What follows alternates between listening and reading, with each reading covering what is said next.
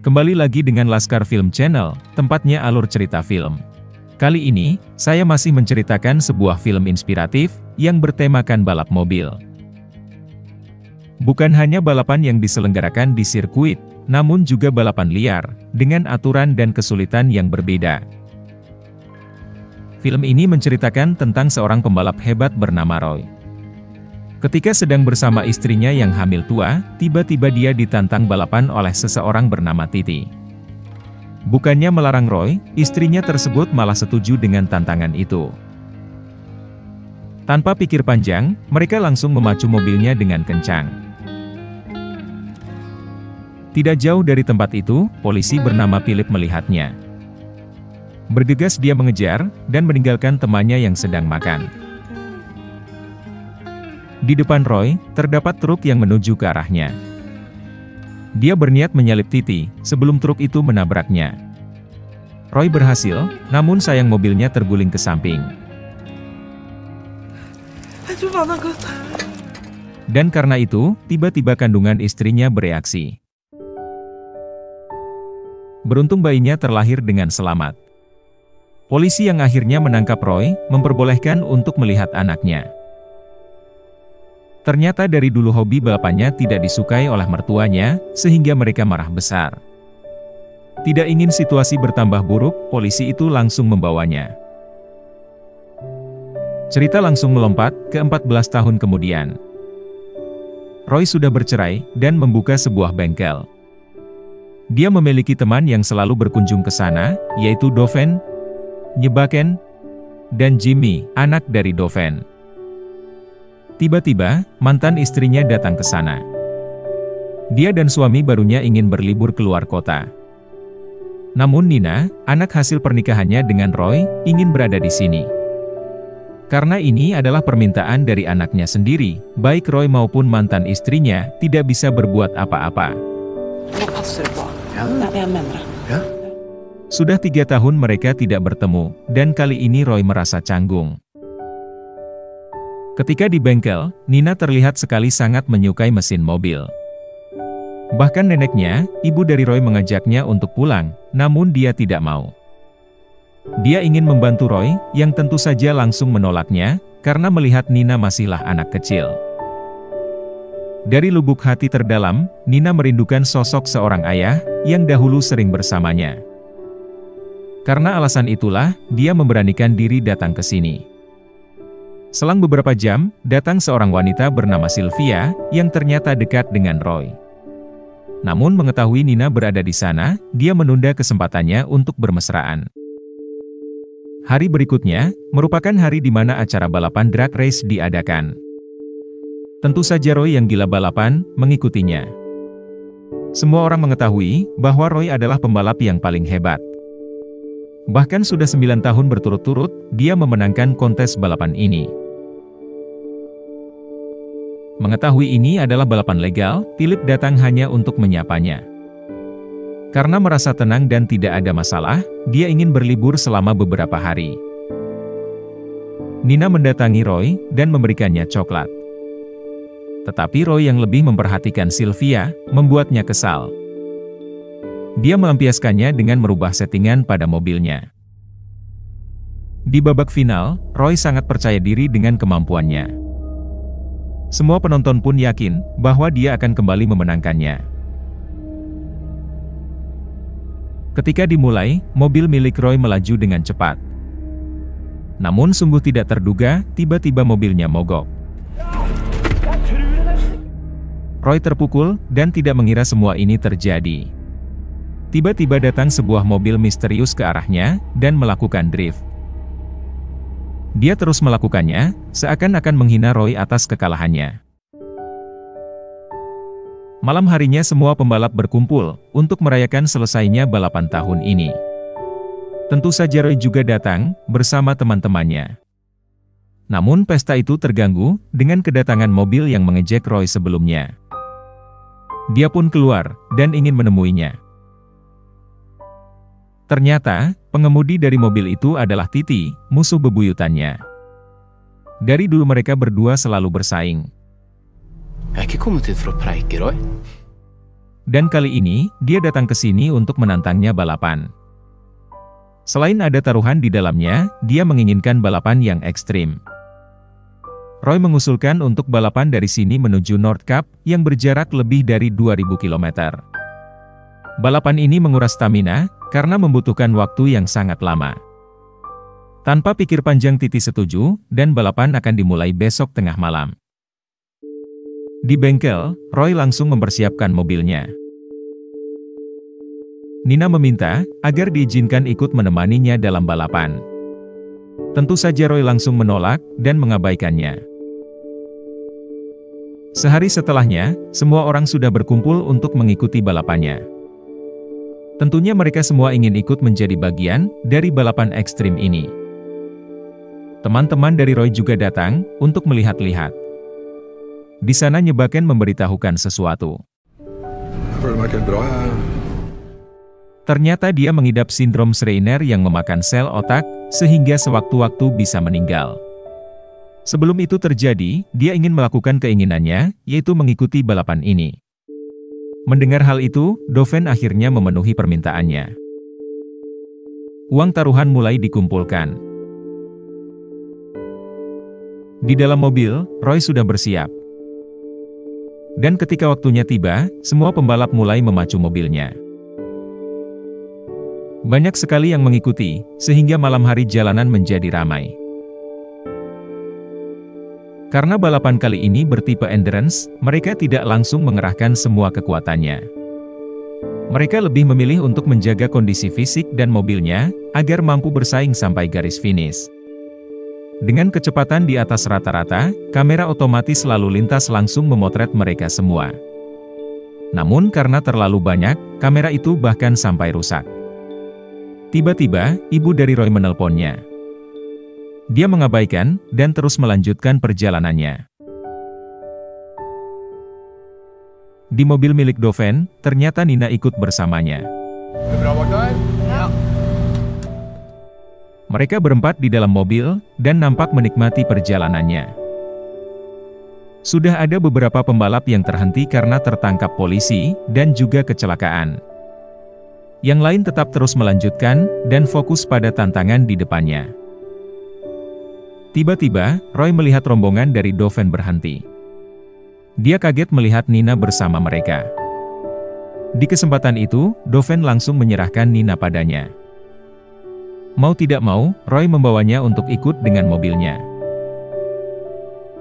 Walaupun diam, di dalam hati Nina sangat senang, karena akhirnya dia bisa bersama ayahnya. Dan ternyata telepon dari ibu Roy sebelumnya, adalah ingin mengabarinya akan hal ini. Di lain tempat, Sylvia diapit oleh dua mobil.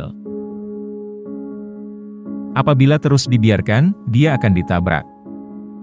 Sebelum itu terjadi, dia mengambil inisiatif untuk menyingkirkannya dahulu. Bergegas Sylvia ingin menceritakan hal ini pada Roy.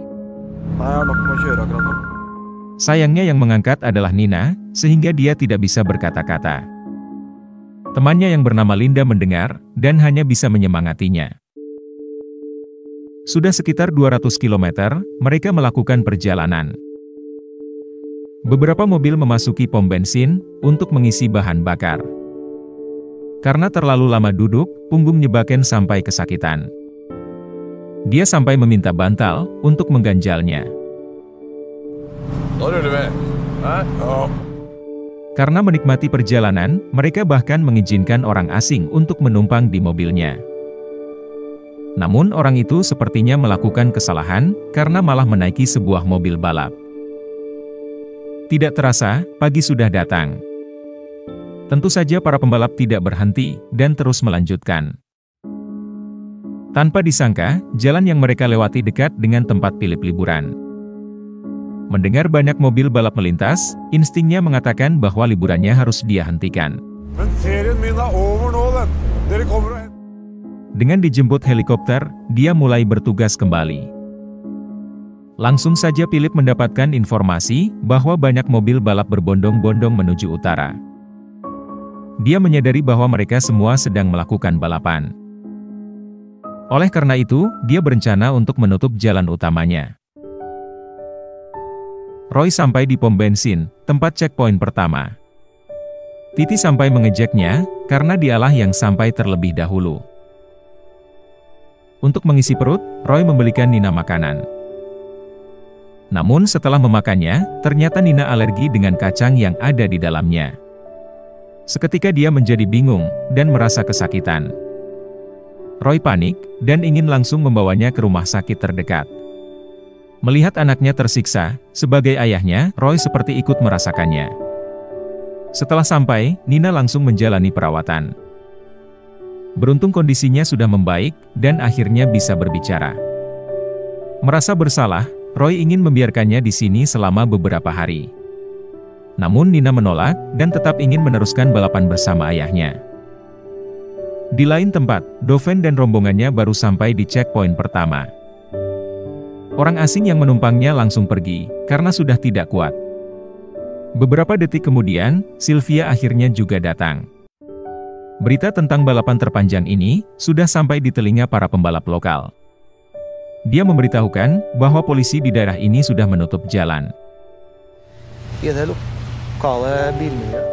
Sebagai pembalap lokal yang mengetahui setiap celah yang ada, dia tentu ingin membantunya. Jimmy langsung memberitahukan kabar itu pada Nina. Mendengar itu, Roy memutuskan untuk bergabung bersama mereka.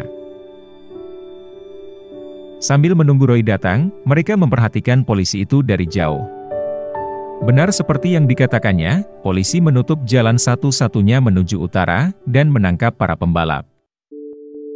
Ketika semua sudah berkumpul, saatnya mereka menjalankan rencananya. Tiba-tiba, datang sebuah mesin untuk meratakan ladang gandum. Dan mobil lainnya, bertugas menghalangi polisi mendekatinya. Berkat alat itu, sebuah jalan akhirnya terbentuk. Semua pembalap yang bersembunyi langsung muncul, dan bergegas melewatinya. Polisi hanya diam saja, dan tidak bisa berbuat apa-apa. Bahkan mobil dari Doven yang terjebak, masih sempat untuk dibantu. Dengan ini banyak pembalap yang lolos, sehingga memaksa Philip untuk turun ke sana. Dia ingin membawa salah satu mobil sitaan, untuk mengejar mereka. Tentu saja ketua polisi yang bernama Mindor, juga ikut bersamanya. Ketika kelompok Doven sedang bersantai, tiba-tiba sebuah mobil iseng melempar sesuatu pada kacanya. Karena tidak bisa melihat, terpaksa mereka melepaskannya. Namun hal itu membuat hembusan angin terasa begitu kencang, sehingga membuatnya tidak nyaman. Mereka langsung mencari bengkel terdekat, untuk memasang kaca yang baru. Sementara itu, untuk mempersulit pergerakan para pembalap, Philip menyuruh polisi lain melakukan razia di jalan. Dan memang benar, hal itu membuat Roy dan yang lainnya terhenti. Namun tidak menyerah begitu saja, bergegas Roy memundurkan mobilnya, dan mencari jalan memutar. Tindakannya itu ternyata juga diikuti oleh Titi dan Sylvia. Melihat kesempatan ini, Titi sekaligus ingin menyingkirkan Roy dari balapan. Dia menuju ke samping, dan langsung menabrakkan mobilnya pada Roy. Usahanya tersebut membuat mobil Roy kehilangan arah, dan akhirnya terjun dari tebing. Tidak bisa dipercaya, mobilnya malah jatuh di atas truk kontainer, yang juga mengarah di jalan yang sama dengan mereka. Seketika Roy dan anaknya tertawa, karena kejadian unik ini. Karena suasana sudah mulai cair, Roy menceritakan asal-usul dari nama mobil ini. Dahulu ketika Nina lahir, seluruh kulitnya berwarna kuning karena suatu penyakit. Untuk mengenang peristiwa itu, dia memberi nama mobil ini, Little Yellow. Mendengar itu Nina terharu, karena dari dulu ternyata ayahnya peduli padanya. Di kesempatan itu Nina juga mengaku, bahwa yang merusak mobil ayahnya di final balapan, adalah dirinya. Namun mengira ayahnya akan tertawa, yang terjadi justru sebaliknya. Baru beberapa menit kehangatan itu muncul, kini suasana menjadi dingin kembali. Sudah separuh jalan, mereka akhirnya tiba di checkpoint terakhir, yaitu pelabuhan. Semua mobil yang berhasil naik, dinyatakan lolos untuk melanjutkan balapan. Karena waktunya banyak terbuang untuk mengganti kaca, rombongan dari Doven masih tertinggal di belakang. Kapal sudah siap berangkat, dan sepertinya mereka akan terlambat. Namun Doven yang baru saja terlihat, tidak menyerah begitu saja. Dengan nekat dia melompat menggunakan mobilnya, dan berhasil sampai di atas kapal. Sedangkan Philip, dia terlambat dan menghentikan mobilnya. Di atas kapal, Doven menceritakan kejadian yang mereka alami pada Roy. Tiba-tiba Jimmy berkata, dia tidak menemukan jenis penyakit yang diderita Nyebaken dari internet. Mereka sudah menduga bahwa Nyebaken hanya membual, dan akhirnya mentertawainya. Sayangnya momen lucu ini harus terhenti, karena mengetahui bahwa para polisi sudah menunggunya di ujung dermaga. Ini semua adalah rencana dari Philip untuk menangkap mereka, sebelum berhasil sampai daratan. Linda memiliki ide untuk memecahkan masalah ini. Dia memakai bulldozer yang ada di sana, dan menyingkirkan semua mobil yang menghadangnya. Karena rencananya gagal, mau tidak mau Philip harus menunggunya sampai balapan berakhir. Dengan begitu, 5 mobil yang berhasil sampai tahap ini, akhirnya bisa meneruskan balapannya. Jarak semakin dekat, dan mereka sudah mulai kelelahan. Roy masih memimpin, dan diikuti Titi yang berada di belakangnya. Ketika jarak sudah kurang dari 200 km, tiba-tiba ban mobil dari Roy bocor. Terpaksa dia berhenti, dan segera menggantinya. Hal itu membuat Roy berhasil disalip oleh semua pembalap yang ada. Dia tahu bahwa ini sudah terlambat, namun tetap melanjutkannya. Jaraknya sudah terlalu jauh, dan mustahil untuk bisa menyusulnya. Namun setelah melihat peta jalannya, Nina memiliki sebuah ide. Dia ingin agar Roy mengambil jalan pintas, dengan tetap lurus tanpa mengikuti jalan. Karena ini adalah peluang terakhirnya, Roy menyetujuinya. Mereka melewati jalan tanah yang berbatu, bahkan menuruni lereng yang curam. Mobil yang saling mengejar di depan bahkan sampai terheran, melihat jalan pintas yang dilalui Roy. Namun temannya sudah hafal, bahwa dia akan selalu melakukan hal gila demi kemenangan. Sayang bahunya terkilir, sehingga tidak bisa mengemudi dengan normal.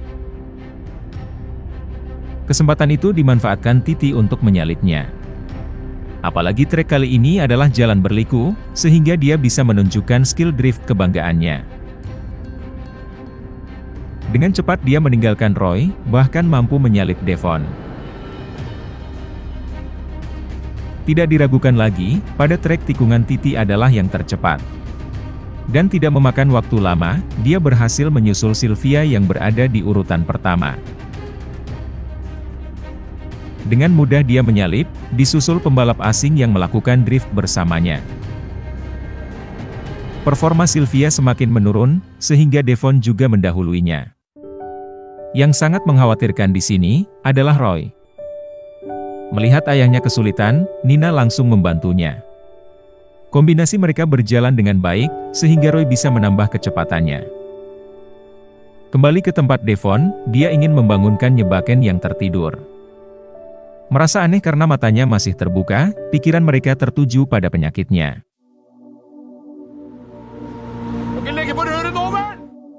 Mereka terpukul, karena Nyebaken sudah meninggal. Roy yang mendekat, langsung diberitahukan kabar ini.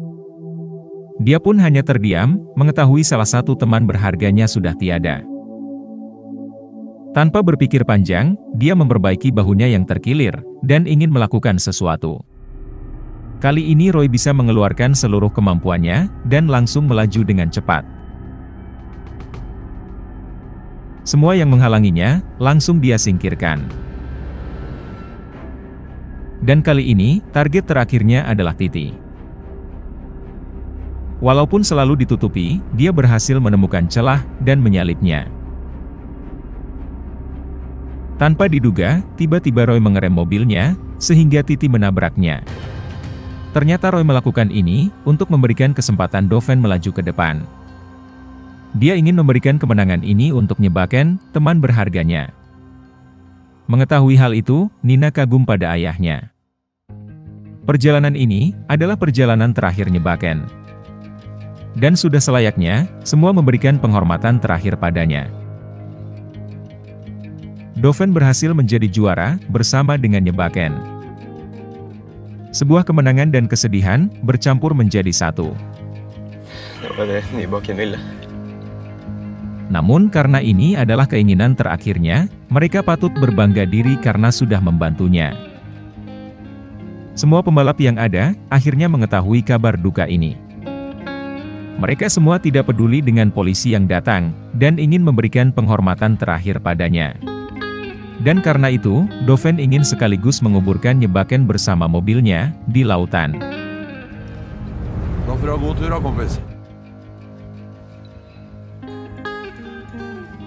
Namun ketika terjun, ternyata dia terbangun dari tidur pulasnya, dan film pun berakhir sampai di sini. Balapan dengan trek terpanjang ini, seperti sebuah perjalanan hidup. Kadang menemui rintangan, dan harus mencari jalan lain untuk melaluinya.